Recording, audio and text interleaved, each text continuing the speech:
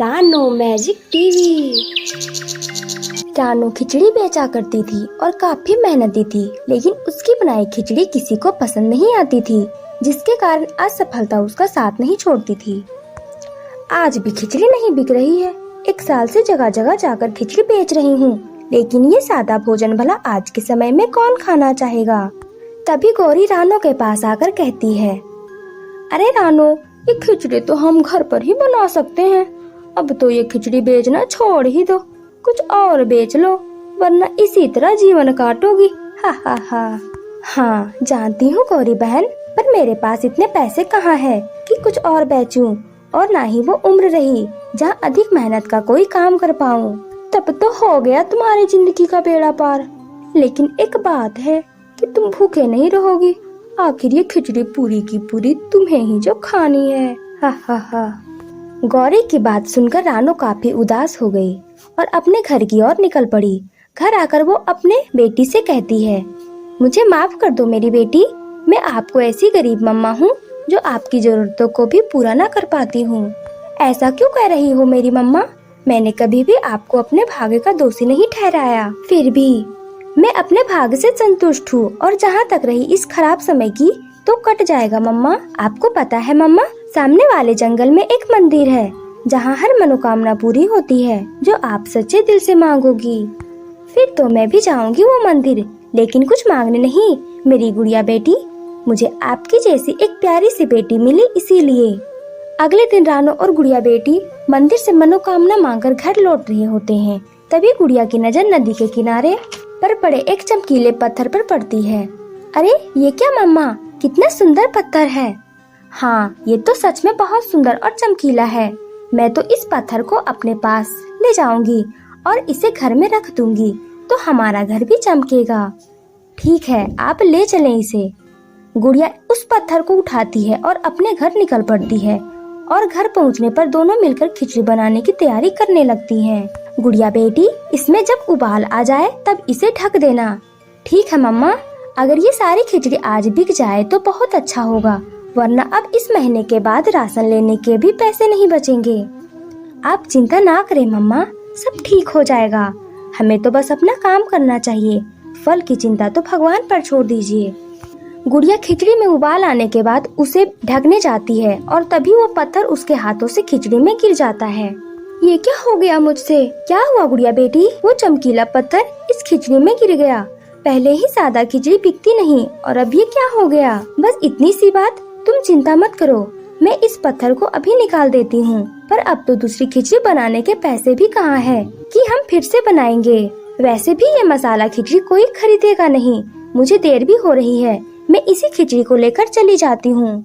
रानो वही खिचड़ी लेकर बेचने के लिए चली जाती है, और रोज की तरह उसके पास कोई ग्राहक नहीं थे। तभी वहाँ पर एक पक्षी आता है। मुझे बहुत भूख लगी हुई है, आप ये क्या बेच रही हो? ये खिचड़ी है, सादा भोजन है, कहो तो निकाल दूं? मुझे तो बहुत जोरों की भूख लगी है, जल्दी से 1 प्लेट लगा दीजिए। ठीक है, अभी देती हूँ। वो पक्षी जैसे ही पहला निवाला खाता है, उसे उस खिचड़ी का स्वाद इतना बढ़िया लगता है कि वो कुछ ही पल में पूरी प्लेट सफा चट कर जाता है। ऐसी खिचड़ी तो मैंने नहीं खाई, ये तो पनीर दाल मखनी से भी बढ़िया है। शुक्रिया आपका, पर मैं जानती हूँ कि ये भोजन स्वादिष्ट नहीं है। नहीं नहीं चिड़िया, सच कह रहा हूँ, ऐसा स्वादिष्ट भोजन कभी नहीं खाया। उस पक्षी की बातें सुनकर कौवी और कुछ आसपास के पक्षी रानो के पास आने लगे। क्या बात है रानो, तुमने इसे ऐसी क्या खिचड़ी खिला दी कि ये पक्षी खुशी से उछल रहा है? हमें भी तो खिलाओ, जरा हम भी तो देखें। रानो सबको खिचड़ी दी। सभी खिचड़ी खाकर चकित रह गए। अरे वाह रानो, क्या बात है, ये पक्षी तो बिल्कुल सही कह रहा है। इस खिचड़ी के आगे तो बड़े बड़े ढाबों के खाने भी न टिके। धन्यवाद आप सभी का, मैं रोज ऐसे ही खिचड़ी बनाकर लाया करूँगी अब से। रानो आज बहुत खुश नजर आ रही थी। इस खुशी को देखकर गुड़िया बेटी पूछती है, क्या बात है मम्मा, आज आप बहुत खुश नजर आ रहे हो, मुझे भी बताएं। गुड़िया बेटी, आपको तो भरोसा ही नहीं होगा, इसीलिए जाएं और खिचड़ी का पतीला देखें, तो फिर आप खुद समझ जाएंगी।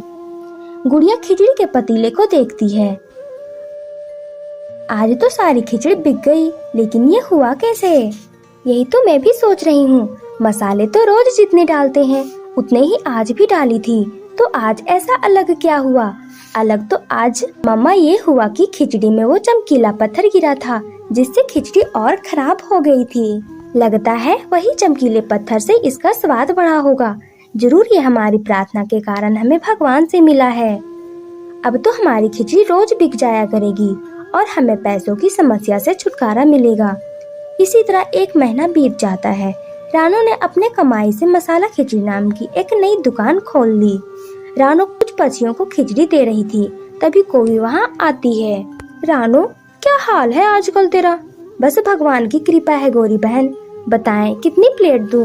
नहीं नहीं रानू, आज मैं खिचड़ी खाने नहीं आई हूँ, मैं तो कुछ पूछने आई हूँ। पूछें गौरी बहन, क्या जानना है? वो रानू, बात ये है कि मैंने तुम्हें पहले जो भी बुरा भला बोली उसके लिए माफ कर देना। अब जाकर मुझे समझ आई कि सादे भोजन में कितना स्वाद है। इसी वजह से मैं तुमसे इसे बनाने का तरीका पूछने आई हूँ। रानू उसे चमकीले पत्थर की बात छोड़ खिचड़ी बनाने की पूरी विधि बता देती है। ठीक है रानू, तुमने तो खिचड़ी की रेसिपी बता दी हो, अब मैं चलती हूँ।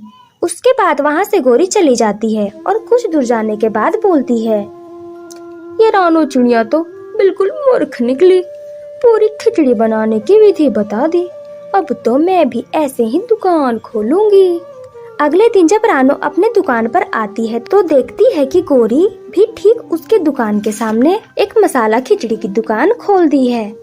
वाह, क्या बात है गौरी बहन, आपने भी खिचड़ी की दुकान खोल दी। अब तो पछतावा हो रहा होगा रानू, तुम्हें मुझे पूरी विधि जो बता दी। नहीं, ऐसा नहीं है, मैं सच में खुश हूँ गौरी बहन। बस बस ये नाटक रहने ही दो, बोहनी का समय है, बाद में आना। ठीक है। बोल तो इतने मीठे रही है जैसे इसे कोई फर्क ही नहीं पड़ रहा है मेरी दुकान देखकर, वो भी इसकी विधि चुराने के बाद। वाह, कुछ बच्चे भी आ रहे हैं। रानू गौरी की ऐसी कड़वी बातें सुनकर अपनी दुकान में चली जाती है। कुछ बच्चे गौरी की नई दुकान देखकर उसके पास आते हैं। तुम भी मसाला खिचड़ी बेचने लगी गौरी? हाँ दोस्त, आओ और खाकर देखो, बहुत बढ़िया बनी है। गौरी की दुकान पर आए हुए बच्चियों को खिचड़ी देती है। सबने खिचड़ी खाई पर किसी ने कोई खास प्रतिक्रिया नहीं दिखाई। अरे क्या हुआ, कोई गड़बड़ है क्या? नहीं, कुछ गड़बड़ तो नहीं, बस ये खिचड़ी कुछ खास नहीं, जैसे घर में बनती है वैसे ही है। लगता है बस रानू ही बना सकती है स्वादिष्ट खिचड़ी। ये कैसे हो सकता है? मैंने तो खिचड़ी बिल्कुल रानू की विधि के अनुसार ही बनाई थी। इस रानू ने मुझे धोखा दिया है, जरूर विधि में मुझे कुछ कम बताई होगी वो गरीब रानू। अच्छा, तो तुमने उन्हीं से विधि पूछी, अब उन्हीं पर विश्वासघात का आरोप भी लगा रही हो? नहीं नहीं, ऐसा कोई बात नहीं है, बस मैं तो यूं ही बोल रही हूँ। गौरी को बहुत गुस्सा आता है, लेकिन वो मन ही मन रख लेती है। अगले दिन गौरी रानू की खिचड़ी का राज जानने के लिए उसके खिड़की के पास छुपकर गुड़िया को खिचड़ी बनाते हुए देखती है। बस मसाले पड़ गए हैं, उबाल आते ही उसमें पत्थर डुबो देना गुड़िया बेटी, और फिर उसे ढककर बाहर आ जाओ। अभी आती हूँ मम्मा। अच्छा, तो ये चमकीले पत्थर डालने के बाद ही इस खिचड़ी की स्वाद बढ़ता है। गुड़िया रसोई से बाहर आ जाती है। अब रसोई घर खाली था। मौके का फायदा उठाते हुए गौरी रसोई में आती है और पत्थर उठाने की कोशिश करती है। तभी रानू रसोई में आ जाती है। गौरी बहन, तुम मेरे रसोई घर में क्या कर रही हो और ये पत्थर कहाँ ले जाना चाहती हो? रानू, माफ करना, मैं तो बस देखना चाहती थी कि इस पत्थर से खिचड़ी का स्वाद कैसे बढ़ जाता है। अच्छा, मैं सब समझती हूँ गौरी बहन, लेकिन इस तरह चोरी करना तो ठीक नहीं ना। हाँ ठीक है, लेकिन किसी से कहना मत रानू, मैं तो बस तुम्हारी तरह खिचड़ी बनाकर बेचनी है। तुम केवल इतना बता दो कि ये पत्थर तुम्हें कहाँ से मिला। ठीक है, मैं आपको सब बताती हूँ।